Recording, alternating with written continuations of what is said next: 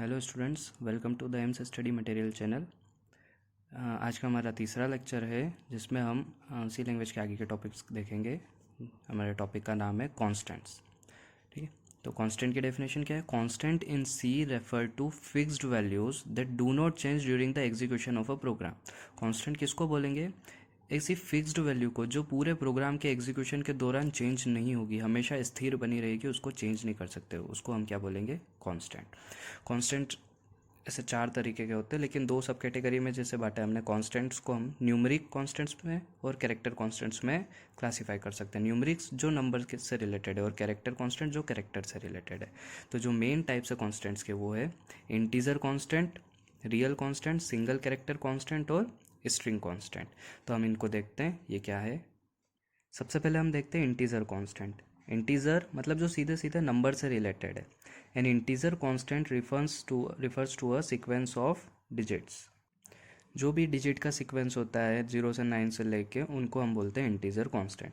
There are three types of integers. तीन तरह के इंटीजर्स होते हैं जिनको हम बोलते हैं डेसिमल इंटीजर, ऑक्टल इंटीजर और हेक्साडेसिमल इंटीजर। तो डेसिमल इंटीजर क्या होता है देखते हैं। Decimal integer consist of a set of digits from 0 to 9। Decimal integer में जो डिजिट्स होते हैं वो कहाँ से होते हैं? 0 से 9 तक, क्योंकि डेसिमल मतलब 10, तो 0 से लेके कहाँ तक का सीक्वेंस होगा? 9 तक का। Preceded by an optional minus और प्लस साइन। तो जो भी नंबर होगा डेसिमल नंबर, वो 0 से 9 तक के सीरीज़ के बीच में होगा और उसके पहले या तो प्लस साइन या माइनस साइन होगा। वो ऑप्शनल है। ऑप्शनल किस में? वैसे तो प्लस में। प्लस में हमको लगाना नहीं पड़ता है सिंबल, लेकिन माइनस में हमको सिंबल लगाना पड़ता है। तो इसके वैलिड एग्जांपल्स, जो सही एग्जांपल्स, वो क्या है? 1 2 3 वैलिड है, -3 2 1 वैलिड है, 78 पॉजिटिव नंबर है, प्लस लगा भी सकते हैं और ऑप्शनल है। इनवैलिड एग्जांपल्स क्या हो जाएंगे? ये वैल्यू है 15,750, लेकिन 15,750 के बीच में क्या है? स्पेस है, तो ये वैलिड नहीं है। उसके बाद 20,000, 20,000 में क्या लगा हुआ है? कॉमा, तो ये वैलिड नहीं है। ये वैल्यू है 1,000 और 1,000 के आगे क्या लगा है? डॉलर, तो ये जो स्पेशल सिंबल है हम ये यूज़ नहीं कर सकते। इसके बाद देखते हैं हम octal integer. An octal integer constant consist of a set of digits from 0 to 7। Octal मतलब 8 होता है, तो कहाँ से कहाँ तक की सीरीज होगी? 0 से लेकर 7 तक की। लेकिन इसको पहचानेंगे कैसे? ऑक्टल है विथ अ लीडिंग 0, पहले क्या लगा होगा? 0। एज एग्जाम्पल है 037, मतलब ये ऑक्टल नंबर है। 0435 ये ऑक्टल नंबर है, 0 पहले लगा है, मतलब ये क्या है? Octal number. लेकिन सीरीज़ क्या होनी चाहिए? सीक्वेंस क्या होना चाहिए? 0 से लेकर 7 तक में, तो ये सारे वैलिड है। ये 0399 आ सकता है क्या ऑक्टल में? नहीं, तो ये गलत है। उसके बाद 085 आ सकता है क्या? नहीं, तो ये भी गलत है। ये ऊपर के वैलिड है और ये इनवैलिड।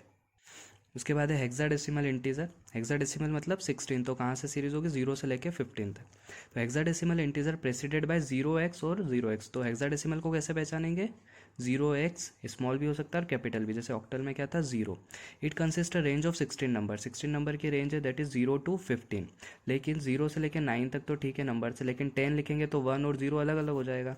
तो उसको दिखाने के लिए हमको अल्फ़ाबेट्स का यूज़ करना पड़ता है। तो for showing it we use 0 to 9 digits and also include alphabets from A to F, और स्मॉल a to f, छोटा या बड़ा, लोअर केस अपर केस दोनों यूज़ कर सकते हैं। तो 0 से 9 तक तो नंबर्स हो जाएंगे। उसके बाद 10 से जो दिखाना उसके लिए हम अल्फ़ाबेट्स यूज़ करेंगे। तो the letter from A to F represent the numbers from 10 to 15। A से F तक दिखाने, 10 से 15 का जो नंबर होगा वो किससे दिखाएंगे? A से लेके F तक। कैसे? 0 से 9 तक तो हम इजीली दिखा सकते हैं। 10 को दिखाएंगे A से, 11 को B से, 12 को C से, 13 को D से, 14 को E से और 15 को F से। एग्जाम्पल देखते हैं। 0x2 मतलब हेक्साडेसिमल नंबर, ये पहचान है और नंबर है। 0x स्मॉल भी ले सकते हैं, 9f। ये जो A से F है इनको भी हम स्मॉल ले सकते हैं। 0xBED ये वैलिड है, हाँ, बी भी है, ई भी है और डी भी वैलिड है। ठीक है, ये ऊपर के तीनों वैलिड है। नीचे के एग्जांपल देखो, 0x हेक्साडेसिमल है, 15G, जी आ सकता है क्या? नहीं। लास्ट क्या है? लेटर है F, मतलब ये क्या हो गया आपका? गलत हो गया।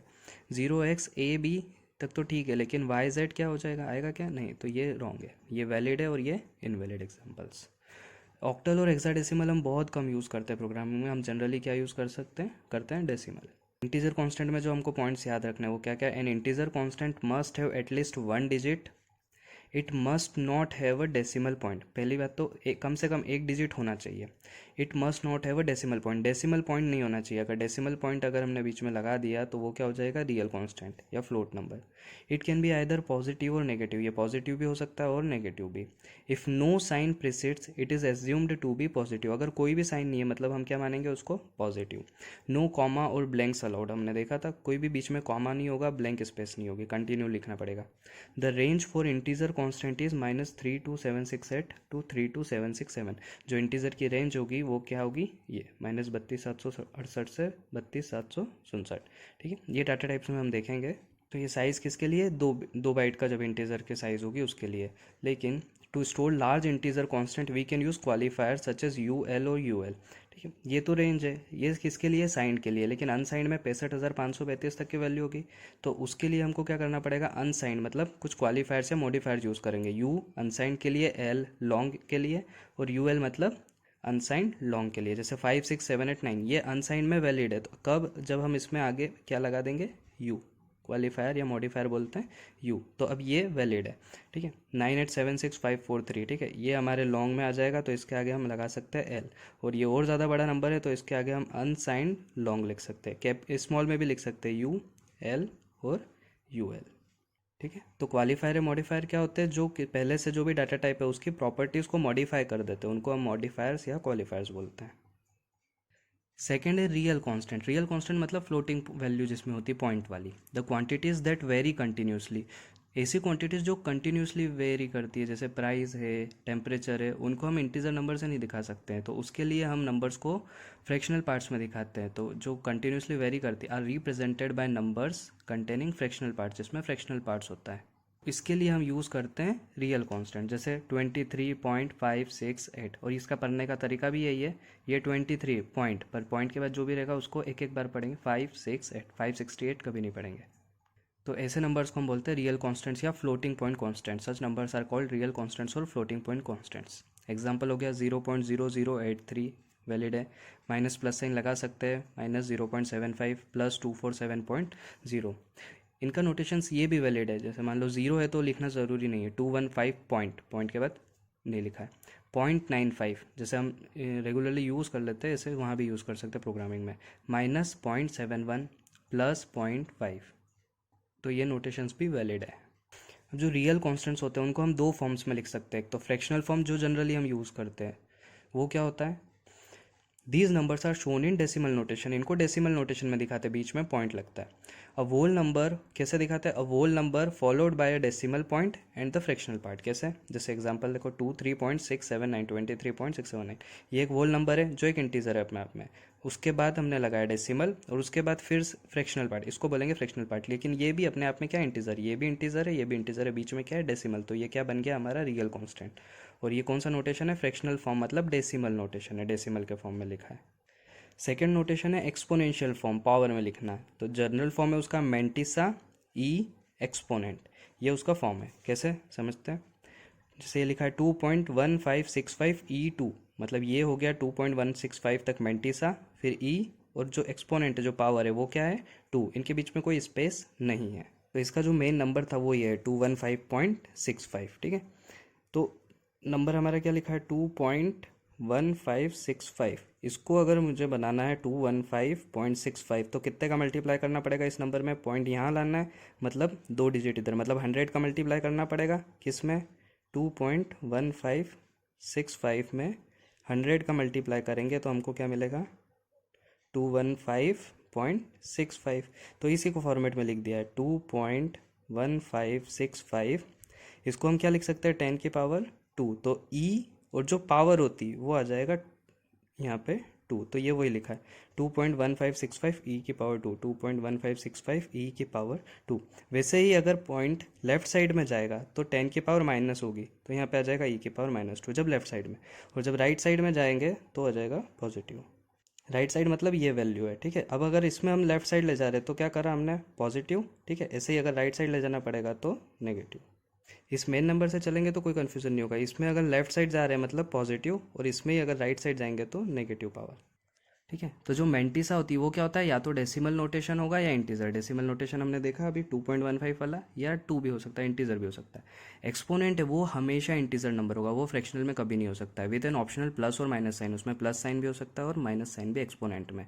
The letter E separates mantissa and exponent. Mantissa और एक्सपोनेंट को सेपरेट कौन करता है, ई। और ई को हम अपर केस में भी यूज़ कर सकते हैं, मतलब कैपिटल भी लिख सकते हैं। एग्जाम्पल है 0.65 E4, मतलब पावर कितनी है, 10⁴ ठीक है। यहाँ 12 E⁻², मतलब 10⁻²। यहाँ 1.5 E⁻+3, मतलब 10⁻⁻3। 3.18 E⁻3, मतलब 10⁻3। तो इसको इस फॉर्मेट में भी लिख सकते हो आप, 3.18 इंटू 10⁻3, और फिर उसकी जो भी मेन वैल्यू है वो आप निकाल सकते हो।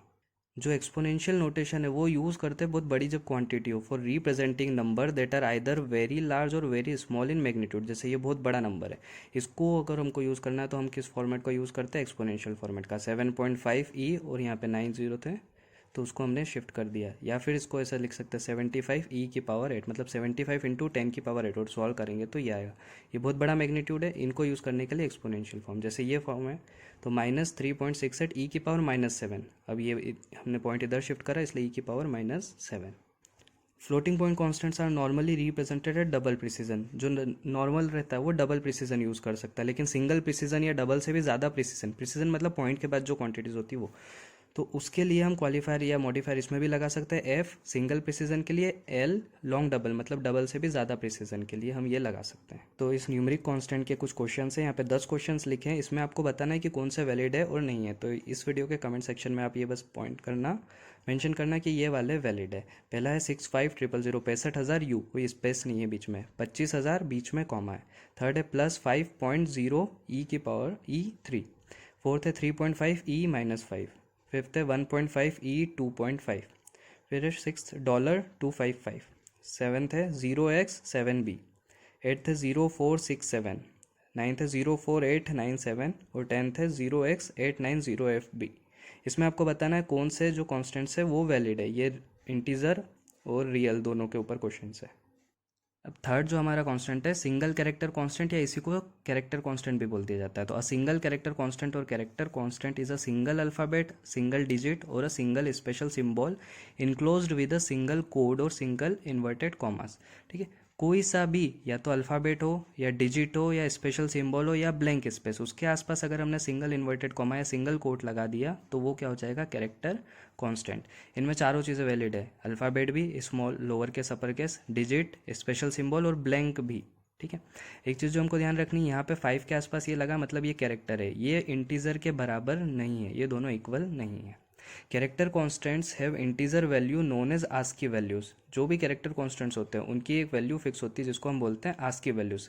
आस्की का फुल फॉर्म है American standard code for information interchange, है ना। 0 से लेके 127 तक वैलिड रहती है। तो जैसे ए से, कैपिटल ए से जेड की वैल्यू रहती है 65 से 90 तक, स्मॉल ए से जेड की वैल्यू होती है 97 से 122, और 0 से 9 की वैल्यू होती है 48 से 57। यहाँ कुछ स्पेशल सिम्बॉल्स है जिनकी हमने आस्की वैल्यूज़ लिख रखी है, जो कैरेक्टर्स की वैल्यू होगी, जैसे स्पेस की 32, एक्सक्लेमेटरी की 33, ये डबल कोट की 34, हैज़ की 35, डॉलर की 36, परसेंटेज की 37, एम्परसेंट की 38, सिंगल कोट की 39, ओपन पैरेंथेसिस की 40, क्लोज पैरेंथेसिस की 41, ये ब्रैकेट्स है, 42 की स्टार एक्सेट्रा।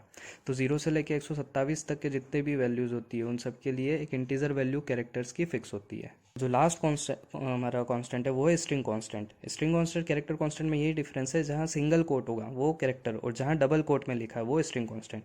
तो स्ट्रिंग कांस्टेंट क्या होता है, सीक्वेंस ऑफ कैरेक्टर्स है, एक या एक से ज़्यादा कैरेक्टर्स का सीक्वेंस होगा जिसको हम डबल कोट्स में इनक्लोज करेंगे, enclosed in double quotes. The characters may be letters, number, special character and blank space. वही इनमें जो भी कैरेक्टर होगा वो लेटर भी हो सकता है, नंबर भी हो सकता है, स्पेशल कैरेक्टर भी हो सकता है और ब्लैंक स्पेस भी। एग्जाम्पल जैसे हेलो, सारे कैरेक्टर्स है पर डबल कोट में, 1987 सारे डिजिट्स डबल कोट में, वेल डन और स्पेस भी है बीच में, ये अगर डबल कोट में है तो ये भी अपने आप में एक स्ट्रिंग कांस्टेंट है। केवल एक लेटर है एक्स डबल कोट में, ये स्पेशल सिंबल्स है डबल कोट में, सारे वैलिड स्ट्रिंग्स है। बस इसमें जो हमको ध्यान रखना है, एक्स डबल कोट में एक सिंगल कोट के इक्विवेलेंट नहीं है, क्योंकि सिंगल कोट में जितने भी कैरेक्टर्स हैं उनके रिगार्डिंग आस्की वैल्यूज होती है, लेकिन जो डबल कोट में स्ट्रिंग्स होती है उनके रिगार्डिंग कोई इंटीजर वैल्यू आस्की वैल्यूज नहीं होती है। और इससे रिलेटेड एक और चीज़, इसमें नंबर्स आ जाते हैं आस्की वैल्यूज, तो इस पर भी हम एरिथमेटिक ऑपरेशन अप्लाई कर सकते हैं, किस पे, कैरेक्टर कॉन्स्टेंट पे। तो आई होप आपको ये टॉपिक समझ में आया होगा। क्वेश्चंस के जो आंसर है वो आप कमेंट सेक्शन में पोस्ट करना, उसके आंसर भी आपको कमेंट में मिल जाएंगे कल तक। Thank you. आई होप आपको समझ में आया होगा।